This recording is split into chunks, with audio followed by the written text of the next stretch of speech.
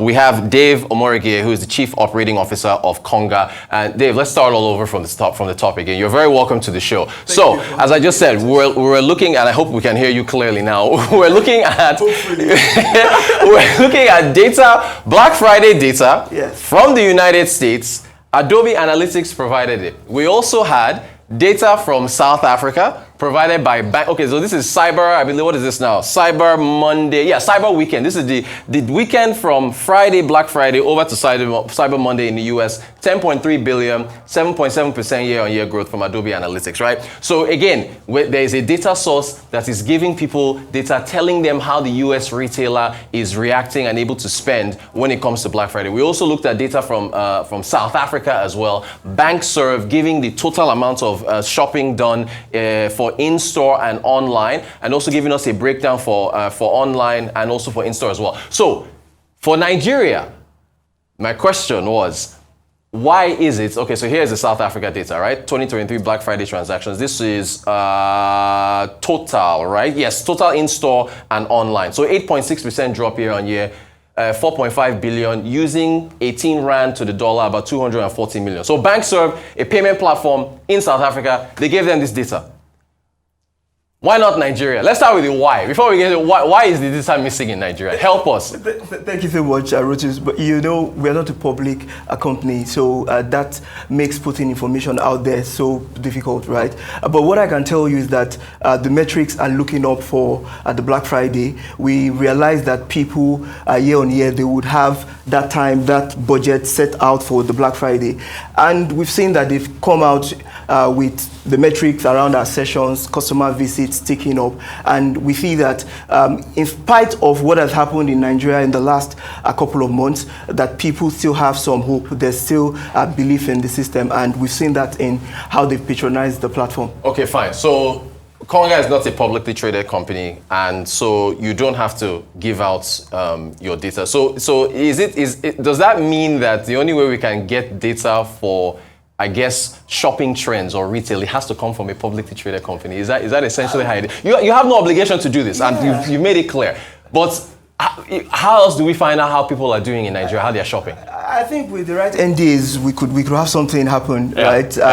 It's sensitive information, and we try to always guide around those information. But yes, we could have arrangement where we put some of it out. Okay, so since you have the data, right? Yes. Now, there's a theory out there, because I went Black Friday shopping, and some stores are not even offering anything. And I have a theory as to why this is, and you let me know whether this is true or not. Since Nigeria is import dependent, and a lot of these retailers are, well, I guess, in bringing stuff into the country in order to resell to people, the devaluation of the Naira, which was to the tune of about 40% this year, impacted the profit margins of this company. So it made it more expensive for them to bring in a product into Nigeria. If they now give another big Black Friday discount, it means that they will fall into the red. Is that, what do you make of that theory? The devaluation impacted Black Friday sales in Nigeria? Yes, I think it did impact it. But what I would say is that if you look at what has happened in the last 3 to 4 months, right?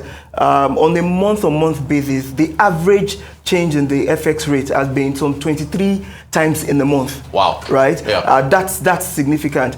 The real challenge here is that people are unable to plan, right? It is not that these rates are ticking up, right? But it is that people can't predict, and because they can't predict, they're unable to plan. But what have we done? We've tried to, we normally would invest in what we call first-party products, right? These products have enabled us to be able to control that problem that will come with the marketplace, where these sellers are unable to really put forward these discounts that our customers expect. So with that, we've been able to ride the tide. Okay, now as far as if the future is concerned, right, and as far as the consumer trends in Nigeria, is the narrative that Nigerians are poor, so therefore the purchasing power of being able to make this type of, take advantage of these deals is not there? What is your take? Is this is the first day of the last month of the year. Going into 2024, what are the retail, in fact, maybe I should back up. What are the retail trends you observe for 2023, and how does that flow into 2024? Since from your private vantage point over at Konga, how is the health of the Nigerian retail consumer? What I can tell you is that the light is green. I like that, yes, like our flag. Yes, the light is green. Okay. So as data continues to be more accessible, the expectation is that there will be improvement in technology. Recently, we've embraced this by launching our pioneer IPTV called Konga TV. This TV is the first TV, IPTV in Nigeria that helps buyers to meet sellers, right? And as I speak to you right now, for customers who go on the Konga TV URL and get subscribed, they stand the chance of winning 50, 30, and 20,000 for 3 lucky customers from the 1st to the 31st of December. So you're giving us sales now, but then would you want to tell us how well that sales pitch performed? See, that's the thing. You would keep that data to yourself. All right, we're out of time. How are you? What does 2024 hold for the retail consumer in Nigeria? So like I said, it's green light all the way. We continue to envisage growth.